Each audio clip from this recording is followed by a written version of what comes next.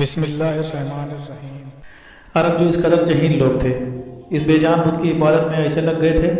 اس بت میں ایسا کیا تھا جو اس کے پوجنے والوں کی تعداد بڑھتی ہی جاتی تھی؟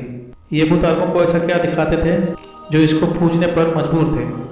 کیا اجا نامی عربوں کی یہ دیوی ایک بے جان پتھر تھی یا کوئی مروائی طاقت؟ اس ویڈیو میں ہم جانیں گے زمانۂ جاہلیت کے عربوں کی عظیم بت اجا کی تاریخ اور اس کے انجام کو جانیں گے۔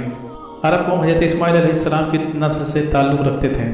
یہ لوگ پہلے تو توحید پرست تھے اور دین ابراہیمی پر تھے، لیکن پھر ابلیس نے انہیں کفر، شرک اور بت پرستی میں مبتلا کر دیا۔ مشرکین عرب کے بہت سے بت تھے، لیکن ان میں تین بہت زیادہ اہمیت رکھتے تھے۔ ان کے نام لات، منات اور اجا تھے۔ لات، منات اور اجا کو عرب زمانۂ جاہلیت سے پوجتے آئے تھے۔ وہ ان کے آگے قربانی کرتے، ان سے منت مانگتے اور ان کا بڑا احترام کرتے۔ عرب لات، منات اور اجا ان تینوں بتوں کو مانتے تھے، لیکن ان تینوں میں سے سب سے زیادہ بلند مقام اجا کو حاصل تھا۔ مشہور عرب قبائل بنو قریظ، بنو سلیم، بنو غطفان، بنو ثقیف، بنو کنانہ اور اوس خزرج اجا دیوی کی پوجا کیا کرتے تھے۔ مورخین نے لکھا ہے کہ لات، منات، اجا تینوں بہنیں ہیں، جبکہ بعض نے لکھا ہے کہ لات، منات دونوں بہنیں ہیں اور اجا دونوں کی ماں ہے۔ مشرکین کے عقائد کے مطابق لات امن، خوشحالی، رحم اور انتقام کی دیوی تھی، جبکہ مسافر اپنا سفر شروع کرنے سے پہلے لات سے اچھے موسم اور حفاظت کے لیے دعائیں کیا کرتے تھے۔ لات کے تمام بتوں میں دیکھا گیا ہے کہ اس کے ایک ہاتھ میں کھجور کی ساکھ ہوا کرتی تھی اور وہ ایک شیر پر سوار رہتی تھی، جسے عرب اسد اللات کہتے تھے۔ منات کو قسمت، دولت، عزت اور موت کی دیوی مانا جاتا تھا، جبکہ اجا زمانۂ جاہلیت کے عربوں کا ایک اہم بت تھا جو طائف کے نزدیک رکھا گیا تھا۔ قریش اس کو بہت زیادہ اہمیت دیتے تھے۔ قریش خانہ کعبہ کے گرد طواف کے وقت بھی ان بتوں کا نام لے کر نعرہ لگاتے تھے۔ دراصل لات، منات اور اجا کے تین بت خانہ کعبہ میں بھی رکھے تھے، لیکن یہ ایک صرف علامتی بت تھے۔ اصل بت جن کے مندر بنے ہوئے تھے جاتے عرب کے علاقے میں تھے، جہاں عرب کے دور دراز کے لوگ آ کر ان کی پوجا کیا کرتے تھے اور چڑھاوے چڑھاتے تھے۔ ان بتوں کے سامنے قربانی گاہیں بھی تھیں، جہاں جانوروں کو ذبح کیا جاتا تھا۔ عرب یہ مانتے تھے کہ نعوذ باللہ یہ دیویاں اللہ کی بیٹیاں ہیں۔ عربوں کے نزدیک اجا عزت، حفاظت، افجائے سے نسل، حسن، جذبات اور محبت کی دیوی تھی۔ دراصل ان بتوں کے ساتھ تین شیطانی چڑیل منتقل تھیں۔ یہ شیطان عورتیں ہوتی ہیں۔ ان بتوں کی دیکھ بھال اور لوگوں کو ان کی عبادت کے طریقے سکھانے کے لیے مندروں میں پجاری ہوتے تھے، جو لوگوں کو گمراہ کرتے اور اس کے عوض بتوں کو چڑھاوے کی چیزوں کو خود سمیٹتے تھے۔ اجا کا یہ بت خراج نامی ایک بستی میں واقع تھا۔ یہ ایک شاندار مندر تھا۔ اس مندر میں دوبیا اسرینی نامی ایک پجاری اجا کی دیکھ بھال اور خدمت کرتا تھا۔ مندر کے سامنے تھوڑے فاصلے پر جھاؤ کے تین درخت تھے۔ عربی میں اس درخت کو اصل کہتے ہیں۔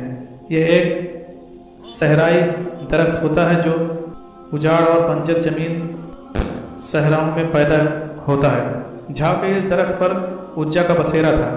اس بارے میں کسی کو علم نہیں تھا کہ اجا کی جس بت کی پوجا کی جاتی ہے وہ ایک شیطانی طاقت ہے جو اس درخت پر رہتی ہے۔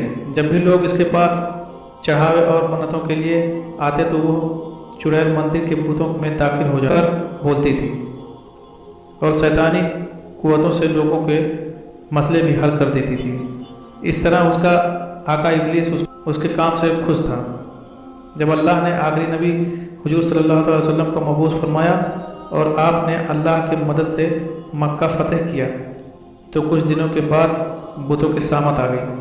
خانہ کعبہ میں رکھے بت توڑے جانے لگے اور اصل سچے رب کا نور چمکنے لگا۔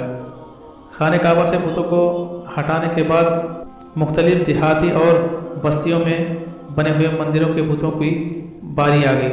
نبی پاک نے ہر چھوٹے بڑے بت کو توڑنے کا حکم دے دیا۔ चंद मौरखीन का कहना है कि फतह मक्का के मौके पर मनात के बुतों में एक मुशरिकीन बहुत राजदारी के साथ अरब से निकलकर सरजमीन हिंद के जानिब रवाना कर दिया और मौजूदा हिंदुस्तान के गुजरात में पहुंचा दिया, जहां इस बुत को एक मंदिर में मुंतकिल कर दिया गया जिसे सोमनाथ मंदिर के नाम से जाना जाता है। महमूद गजनवी ने 450 साल के बाद हिंदुस्तान पर हमला करके उस बुत को तोड़ दिया था। जब मक्का के तमाम बुत तोड़े जा चुके तो 25 रमज़ान को नबी पाक हज़रत खालिद बिन वलीद रज़ी अल्लाह तआला अन्हु को बुलाया। इंसानी तारीख का सबसे काबिल तरीन जर्नैल खालिद को उज्जा की तबाही का मिशन सौंपा गया। हुजूर सल्लल्लाहु अलैहि वसल्लम ने हज़रत खालिद को हुक्म दिया कि उज्जा के मंदिर के करीब 3 झाव के दरख्त में से एक को जाके काट दें। लिहाजा आप हुक्म पाकर खिराज बस्ती में पहुँचे। हजरत तीसरे दरख्त के करीब उसे काटने की गरज से पहुँचे तो अचानक उज्जा नामी चुड़ैल आपके सामने जाहिर हो गई। वो एक खौफनाक सूरत वाली नंगी औरत थी। वो शोले बरसने वाली आंखों से खालिद को घूरने लगी। अचानक मंदिर का पुजारी बुलंद आवाज़ से पुकार कर बोला, उज्जा की को कत्ल कर दे। अगर तूने खालिद को कत्ल नहीं किया तो तू आज जलीलो रुसवा हो जाएगी। उज्जा खालिद की तरफ बढ़ी। आपने तलवार निकाल कर और अल्लाह का नाम लेकर उज्जा पर हमला कर दिया। पहले ही वार में उज्जा का सर तन से जुदा हो गया। उसके ज़मीन पर गिरते ही उसका जिस्म जलने लगा। थोड़ी देर बाद आपके सामने कोयले का एक ढेर पड़ा था। आपने उसे कत्ल करने के बाद उसके बुत को भी टुकड़े टुकड़े कर दिए। फिर उसके बाद मंदिर के पुजारी को भी कत्ल करके वापस रवाना हुए। आपने वापस आकर सारा वाक़या नबी पाक सल्लल्लाहु अलैहि वसल्लम को सुनाया। आपने फरमाया ये उज्जा थी, अब यह हमेशा के लिए ख़त्म हो गई है, उसकी अब दोबारा पूजा नहीं होगी।